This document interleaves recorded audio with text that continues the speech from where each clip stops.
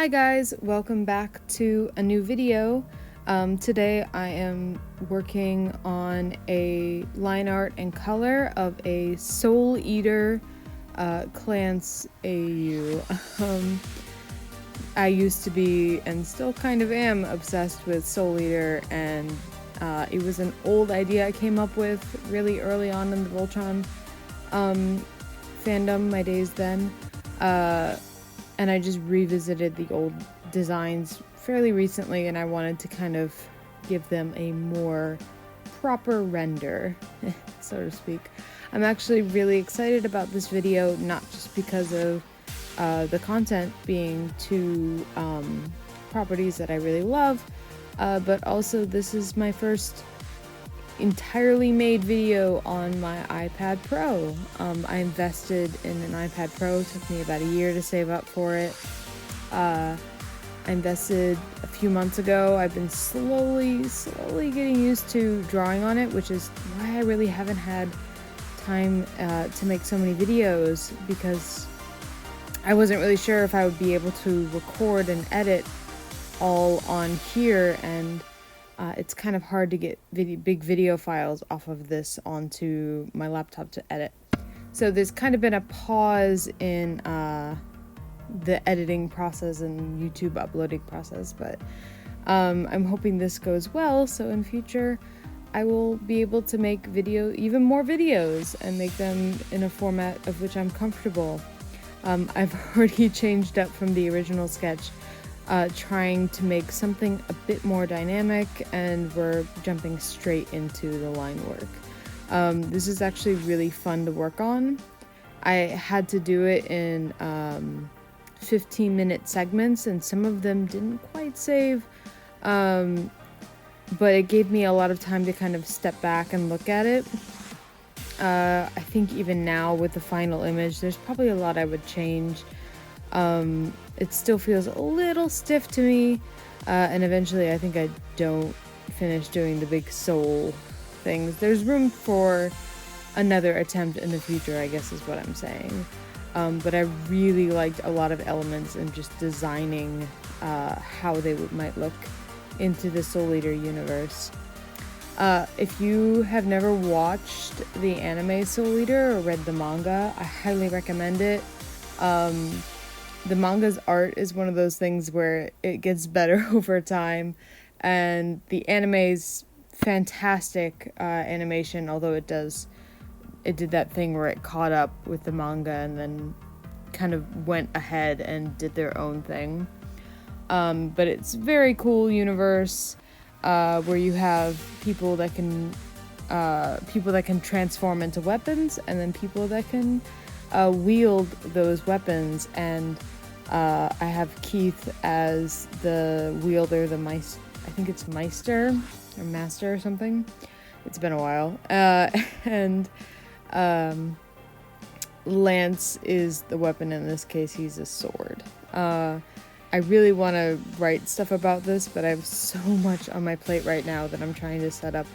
I really couldn't indulge. It's one of those things where it would be indulging, and I really can't. Lance's face always tends to give me a little bit of a struggle, and I actually had this, one of the great functions for this in Clip Studio is their really smooth canvas flipping. I've seen it in a couple other programs, but this has some really smooth flipping back and forth, which can come in handy a lot. I almost got so used to it at this flipped angle that when I reopened the program to do another recording session one day, I forgot and was really surprised to see it was flipped. And I probably should have flipped it back to this side, because I really like Lance's face at this angle, but I feel like it's fine either way. And we're still working through the line art. One of the things is these videos might be a little longer than I would like them. The video editing program I'm working with right now isn't the best. I need to invest in something a bit more professional. Right now, my only option for speeding up footage is speeding it up to 2 times faster again and again and again, rather than working in After Effects when I can speed it up really quickly. Which I guess I can probably go in and make any video, just go it through another round. It's just a little bit tedious to do to all those different segments. I'll definitely have to really think about how I'm going to go about doing more videos on this iPad in the future. If you're looking into getting a tablet, I wouldn't necessarily always go for the most expensive option, though. As much as I love my iPad, there are definitely cheaper options out there, so don't think that you absolutely have to have the best equipment to make the best art. It's all just difference and preference, and it was one of those things where I haven't had new technology in a very long time, and I really wanted something that would really replace or slowly replace my laptop, which has become, poor girl, she can't move anymore. She's not very mobile anymore, but I still love it. I still love working on my laptop. I still love working on my Wacom. It's just not so great in the summer when it overheats, and it really is stationary. So if I want to go to a cafe and work, or if I want to go, work on my off time at work, at my job, it makes it difficult. I just really love the line art here. I think there is a bit of back and forth with whether I wanted Lance's knee that's rising up near Keith's chest above or behind him, and I think I eventually switch it back as we're getting into the colors here. I'm in love with the color I always pick for Lance's skin. It's always a little bit closer into that red zone than that straight, I think between he almost looks kind of sickly gray in the show sometimes because of the lighting, but I always try and give him a nice rosy brown, and then Keith also has a slightly tanner complexion than I think he does in the show. And his hair is always that nice purplish gray black, which I just love coloring these two. I love their colors. And then the gray eyes, which I don't think he canonically has, but I thought would be kind of interesting for the Soul Eater bit. I think one of the things I really loved in Soul Eater were all of the character designs. It's kind of like students going to a school, but there were so many different uniforms. You could kind of personalize your own uniform, but one of the usual factors is they always had this skull mark on it. So having Keith's basically just be very similar, not exactly, but very similar to his old jacket in the show, with those skull marks, I actually super want to somehow make a copy of that jacket. I fell in love with it while I was working on this. And here we have me probably taking a break and trying to repose and reposition them out. I don't know if I'm gonna go in and color from the get-go again, though. It's gonna be interesting to see, and then repositioning some of the lines and making it flow a bit better. Yeah. Oh good. I didn't waste time though. One of my things I've been doing a lot more recently is when I find myself getting really frustrated with something, taking a breather and taking a break. I think one of the nice things in recording what you're working on is you really are kind of forced to do that anyway. I usually have my timer set. During this project, it was every 15 minutes. When I was doing YouTube videos, every hour. And that's mostly because, what I'm working or where I'm working. I didn't want any massive video files on my iPad. I didn't want any, I think shorter videos would allow me more freedom to, not freedom, it would reduce technical difficulties, I think. And I was right. But I think overall, I lost my train of thought.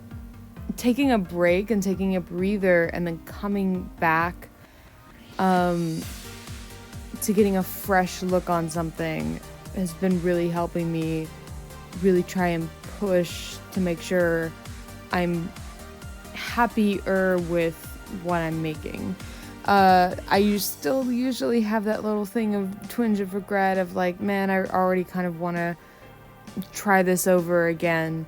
But I think giving myself these little breaks in between give me like kind of a fresh view, a fresh look at things, and I can make some new changes to make myself a little bit more happier with what I'm working on. But I'm usually, I'm pretty critical with how I do things, so it's not surprising that I'm very quickly critical of what I'm doing. We've got the characters colored and we go into the lighting here. I don't think I eventually end up keeping this lighting. Maybe for one of them. It's not, I really do love doing lighting because after doing coloring, it feels like you're sketching again. After doing line and color, you're kind of already set to what you're working on, and there's no new dynamics that you can add. There's nothing new to think about except like laying down color and making sure the line is laying right. It's all kind of like just busy work, I guess. It's hard to do and there's still effort and thought put into it, but not as much as the original sketching, which is probably my favorite part always.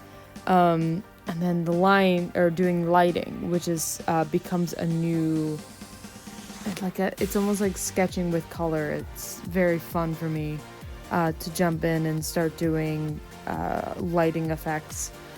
The problem is I almost never get there with a lot of my work in progresses, and sometimes I feel like, you know, it's not quite there, or I don't know to commit enough, or it looks kind of weird with just an empty background, and I'm not willing to commit to a full background. Even here, I'm starting to build up a kind of more abstract background, this, you know, just something to give the area a little bit of texture, and then trying to pull out, one of the downsides is no keyboard, so I have to pull out the side keyboard and kind of awkwardly position myself.